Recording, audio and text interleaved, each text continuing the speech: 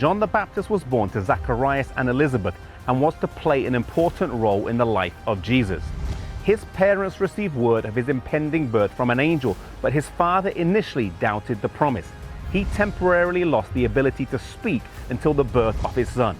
John the Baptist was born during a time of tremendous upheaval in Israel, where there had been strong tension with their Roman rulers, and the spiritual state of Israel was in dire straits. John was called to be a reformer.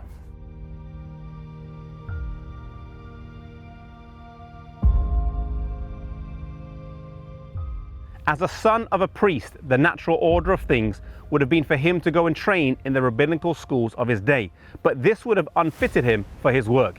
Instead of being sent to learn under the theology teachers, God sent him to the desert to learn in nature. He gave up the luxuries of home life for the stern discipline of the wilderness, a life of simplicity and self-denial. He wore the garments of the ancient prophets, camel's hair, and he ate locusts and wild honey, things that were found in the wilderness.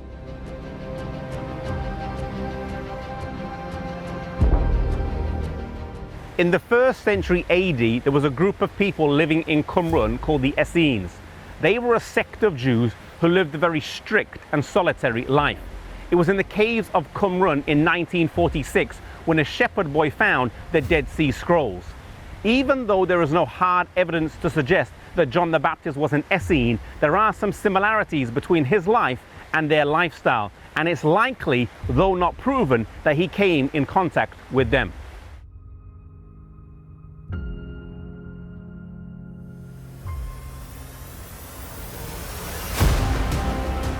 John the Baptist was called to be the voice crying in the wilderness and was to prepare the way for Jesus to come. John the Baptist called the nation to repentance at a time when they needed it most and practiced his baptisms here in the River Jordan. John preached prior to Jesus' public ministry, and it was John who baptized Jesus in the River Jordan. As Jesus' ministry now started and increased, the crowd started to follow him, and slowly the crowds who followed John the Baptist decreased.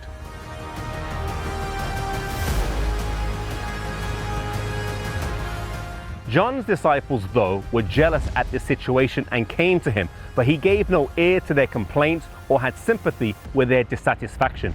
He knew what his mission was and what Jesus' mission was, and he said in John 3 verse 30, "He must increase, but I must decrease." John the Baptist did not have any selfish ambition in him at all. His life, though, would sadly come to an end here on this mountaintop at the hands of Herodias, King Herod's wife.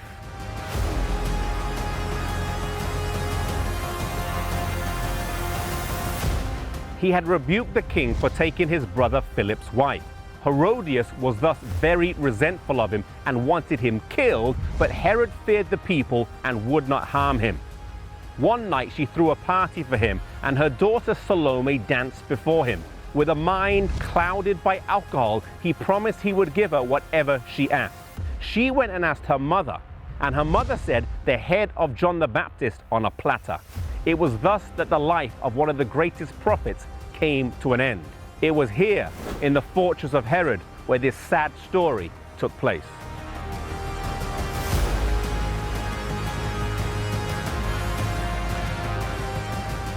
John the Baptist knew what his mission in life was, and he did this faithfully.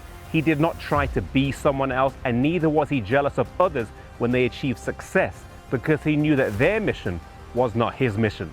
Sometimes in life we get so mixed up and want things that aren't ours, whether that's material possessions or position. May we have confidence in our sense of identity in Jesus Christ and a sense of assurance of who we are in him.